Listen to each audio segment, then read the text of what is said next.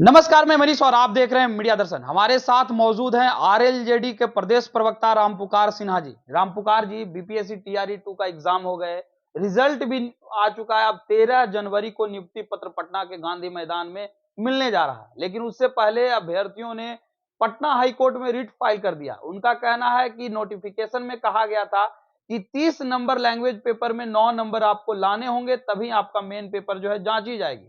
लेकिन एग्जाम लेने के बाद जो है ये पूरा नोटिफिकेशन में बदलाव कर दिया गया और कहा गया कि पासिंग मार्क्स जरूरी नहीं है।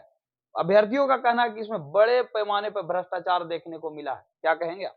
देखिए, वाकई में बिहार लोक सेवा आयोग के जो चेयरमैन हैं, अतुल प्रसाद जी, उनका यह तुगलकी फरमान बिहार के तमाम शिक्षक अभ्यर्थियों के भविष्य के साथ खिलवाड़ कर रहा है। 150 अंक में अगर 30 मार्क्स का लैंग्वेज पेपर था, तो फिर उसको क्यों हटा दिया गया? ये तो प्रश्न उठता है और मीडिया के साथियों को इस पर तो प्रश्न उठाना लाजमी भी है। बिहार लोक सेवा आयोग से अब बिहार के छात्रों और नौजवानों का, जो बेरोजगार नौजवान है, जो परीक्षा दे रहे हैं, अब विश्वास उठता जा रहा है। अतुल प्रसाद जी, आप बिहार लोक सेवा आयोग के आप चेयरमैन हैं और आप किसके इशारे पर 30 अंक का जो लैंग्वेज का था वो क्यों हटा दिए? लैंग्वेज पेपर जो 30 मार्क्स उसमें ऑब्टेन होना था विद्यार्थियों को, अब देखिए, अब मामला ये बनता है कि 30 मार्क्स में 9 मार्क्स लेना था, लाना था पासिंग मार्क्स, लेकिन आज उसको हटा दिया गया। तो आखिर यह बहुत बड़ा जांच का विषय है कि इसमें बहुत बड़ा रैकेट का पर्दाफाश हो रहा है और इसमें एक मिलीभगत है। बहुत सारे लोग जो 120 मार्क्स में जो अच्छा मार्क्स लाता, तो अब तो ये जांच का विषय बनता है कि 30 मार्क्स को हटा दिया गया, किसके कारण से हटाया गया, क्यों हटाया गया? आखिर विद्यार्थियों के भविष्य के साथ तो खिलवाड़ हो ही रहा है और अतुल प्रसाद जी भी अब जांच के घेरे में हैं कि उनके शासन काल में ऐसा निर्णय क्यों हुआ।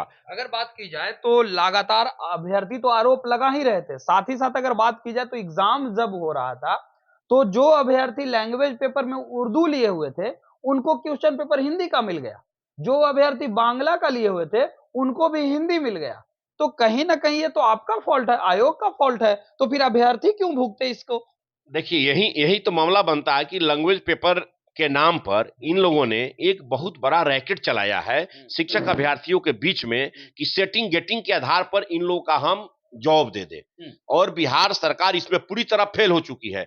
बिहार सरकार के पास न कोई विजन है अब शिक्षक अभ्यर्थियों के लिए।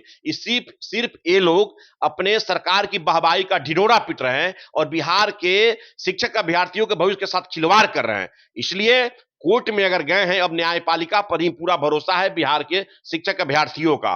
और अतुल प्रसाद जी पर मैं मांग करता हूं आपके मीडिया दर्शन के माध्यम से कि अतुल प्रसाद जैसे बीपीएससी के चेयरमैन पर कड़ी से कड़ी कार्रवाई होनी चाहिए कि आखिर बिहार के शिक्षक अभ्यर्थियों के साथ इतना बड़ा खिलवाड़ क्यों, भविष्य के साथ खिलवाड़ क्यों?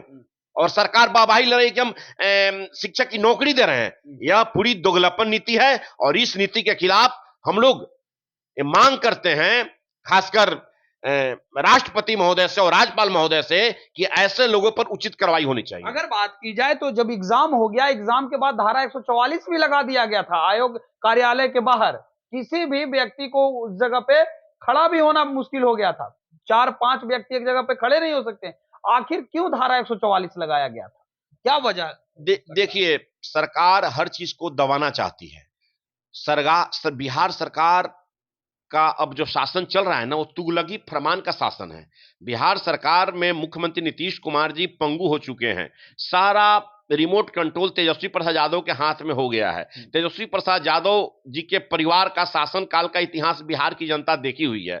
इसलिए वो अफसरों पर कैसे तुगलकी फरमान जारी करते हैं, अफसर उनके इशारे पर कैसे चलता है और इससे बिहार के नौजवानों का, बेरोजगारों का भविष्य कैसे बर्बाद होता है, ये तो देखने को मिल गया ना। इसलिए ये बहुत बड़ा जांच का विषय बनता है और इसमें जो भी दोषी है उस पर कड़ी से कड़ी कार्रवाई होनी चाहिए। हमारी पार्टी राष्ट्रीय लोक जनता दल ये मांग करती है और हमारे पार्टी के राष्ट्रीय अध्यक्ष आदरणीय उपेंद्र कुशवाहा जी भी हमेशा शिक्षा बचाओ, रोजगार दिलाओ के लिए संघर्षरत रहे हैं। इसलिए उनके पार्टी के तमाम नेतागण और कार्यकर्तागण इस तमाम बीपीएससी के शिक्षक के भर्ती परीक्षा को बहुत बारीकी से देख रही है और उनके एक एक काले कारनामों का हम लोग उजागर करेंगे और इन लोगों को कटघरे में खड़ा करेंगे कि ये लोग बिहार लोक सेवा आयोग को बदनाम कर दिया है और ये लोग पूरा रैकेट चला रहे हैं, सेटिंग गेटिंग के आधार पर ये लोग काम कर रहे हैं।